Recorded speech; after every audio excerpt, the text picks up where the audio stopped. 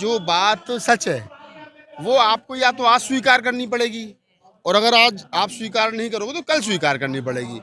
जो लोग बसपा को इग्नोर करके और इंडिया गठबंधन की कल्पना करके और बना करके और वो भारत के प्रधानमंत्री बनने की जो कल्पना कर रहे हैं, मैं समझता हूँ मुल्क भर में बहुजन समाज पार्टी का अपना एक वोट बैंक है, और बहुजन समाज पार्टी की मुखिया बहन जी का एक चेहरा है।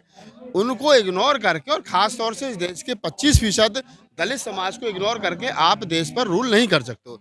तो जो देश के जो कांग्रेस पार्टी के और जो छोटे नेता, चाहे वो अजय राय है, चाहे वो और आचार्य प्रमोद कृष्ण है, वो जो ये बात कह रहे हैं कि बिना बहुजन समाज पार्टी के हम एनडीए गठबंधन को नहीं हरा सकते हैं, तो ये सच्चाई है। तो अब ये बात कांग्रेस के शीर्ष नेतृत्व को समझनी चाहिए और शीर्ष नेतृत्व के समझ में बात आनी चाहिए। हालांकि उनको भी पता है कि बिना बसपा के हम नहीं हरा सकते, क्योंकि बसपा के पास में अपना 10% पूरा वोट जो वो ऑल ओवर इंडिया है, और मोदी को हराने और जब मैंने देखो पहले दिन से इस बात को कह रहा हूँ, मोदी जी का आना और मोदी जी का जाना दोनों बसपा के हाथ में हैं। अगर इंडिया गठबंधन में मायावती जी आती हैं तो मोदी जी का जाना थे, और इंडिया गठबंधन से बाहर रह करके अगर अकेले चलो की नीति पर क्या नाम है बहन जी चुनाव लड़ती है, बसपा चुनाव लड़ती है मुल्क भर में, तो मोदी जी का आना थे। तो आना और जाना बसपा के हाथ में है। तो जो लोग इंडिया गठबंधन को बना करके और फिर देश पर शासन करने का सपना देख रहे हैं, उनको चाहिए कि वो कम से कम इतनी ईमानदारी जरूर दिखाएं कि बसपा को, बहुजन समाज पार्टी को और बहुजन समाज पार्टी के वोटर को, जो इस देश का अम्बेडकरवादी, फूलेवादी, कबीरवादी, नानकवादी विचारधारा से का पुरजोर समर्थक है, उस वोटर के मान सम्मान को ख्याल में रखते हुए बहन जी के साथ में बैठ करके बातचीत करनी चाहिए, बसपा के शीर्ष नेतृत्व के साथ बैठ करके बातचीत करनी चाहिए। और मैं समझता हूँ बसपा को अगर पूरा मान सम्मान मिलेगा, उनके फादर मुख्यमंत्री रहे हैं और वो एक सुलझे हुए राजनेता हैं, उधर उनसे दूरी बना लेना, या मध्य प्रदेश में वो कह रहे थे हमने तो 6 सीट पर की बात की थी, हम तो सोचे थे 4 दे देंगे, उनको 4 सीट भी नहीं छोड़ना। फिर बाद में अखिलेश यादव का ये स्टेटमेंट आना का नहीं हमने सब कुछ ठीक है, उनको मना लिया गया है। बहुत सारी चीज़ें हैं भविष्य के गर्भ में, लेकिन एक बात हम यह कह सकते हैं वो ये है कि अखिलेश यादव का जो दबदबा है वो उत्तर प्रदेश में और थोड़ा सा मध्य प्रदेश में 1-2-4 सीट पर है, लेकिन बहुजन समाज पार्टी अकेली ऐसी पार्टी है जो उसका वोट दिल्ली में भी है, पंजाब में भी है, हरियाणा में भी है, उत्तराखंड में भी है, छत्तीसगढ़ में भी है, मध्य प्रदेश में भी है, राजस्थान में भी है, हर प्रदेश में, महाराष्ट्र में भी है।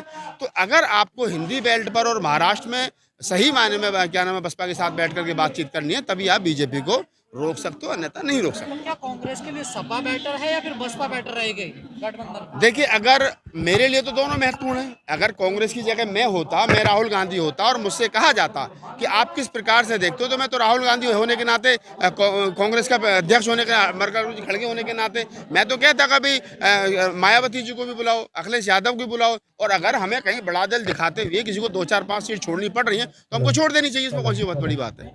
छोड़ देनी चाहिए। तो कांग्रेस नेताओं को जज गई है अब कि बसपा को लाना चाहिए। देखिए, कांग्रेस को पता है, और मैं अभी रुकिए, अभी चुनाव में 6 महीने का समय है, 6 महीने में सब कुछ ठीक हो जाएगा। ये इंडिया गठबंधन या तो खत्म हो जाएगा, ये 99% इंडिया गठबंधन खत्म हो जाएगा। और हाँ, मैं बता रहा हूँ, आज आपको बड़ी बात कह रहा हूँ, और अगर 1% इंडिया गठबंधन रहता है तो वो तभी रहेगा जब उसमें मायावती होगी।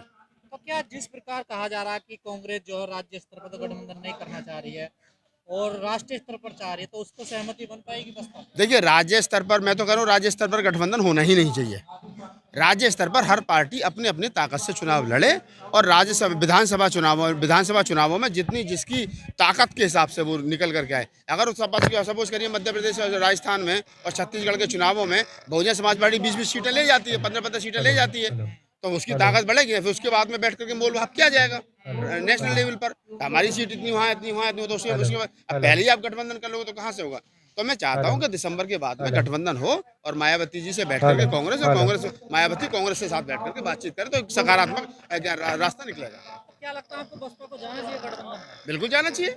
अगर मान सम्मान के साथ बसपा को बुलाया जाता है और सम्मान के साथ में सीटें मिलती हैं, जितनी उम्मीद की जा रही है उतनी सीटें मिलती है, तो क्या बुराई है? एक तरफ तो कहा जा रहा है कि बसपा खत्म हो गई है, दूसरी तरफ कांग्रेस नेता कह भी रहे हैं इस बात को। देखिए, बसपा खत्म हो गई है, बसपा जिंदा है, या बसपा वेंटिलेटर पे है, ये चीजें जो हैं उन लोगों के लिए जो राजनीतिक रूप से, देखिए एक राजनीति में होता है कि मनोबल डाउन कर देना।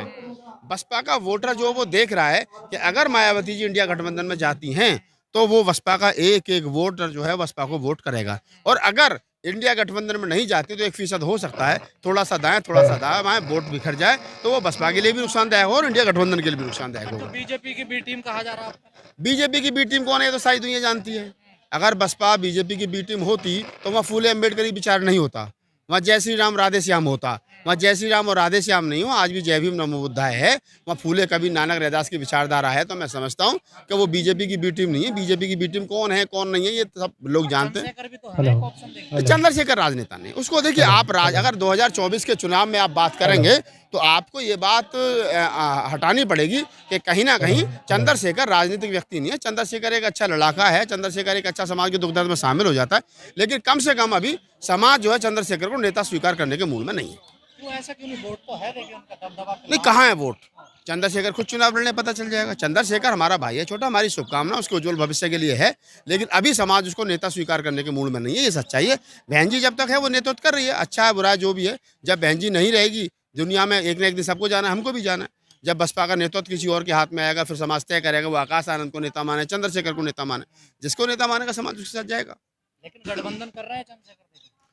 गठबंधन तो ऐसे ऐसे लोग भी कर रहे हैं भाई साहब जिनका निगम पार्षद भी नहीं, और वो कोई आम आदमी से नहीं कर रहे हैं। वो लोग उन लोगों से गठबंधन कर रहे हैं जो बड़ी राज्य बीजेपी किन किन लोगों से गठबंधन कर रही है।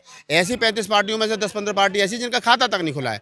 तो आप उन लोगों से ये कहें कि जी गठबंधन करना अलग चीज़ है और राजनीति में स्थापित होना अलग चीज़ है। तो माना जाए अभी भी बहुजन समाज पार्टी का एक दबदबा है, एक बात है उसमें। अगर बहन जी आज चाहे रोड पर निकल आए तो वो देश की सबसे बड़ी नेता है। समाज उनको उम्मीद भरी नज़रों से देख रहा है, और अगर समाज नाराज होकर के कुछ बोल भी देता है तो इसलिए बोल देता है कि बहन जी बाहर निकले, नेतृत्व करें, क्योंकि समाज को उनसे उम्मीद है।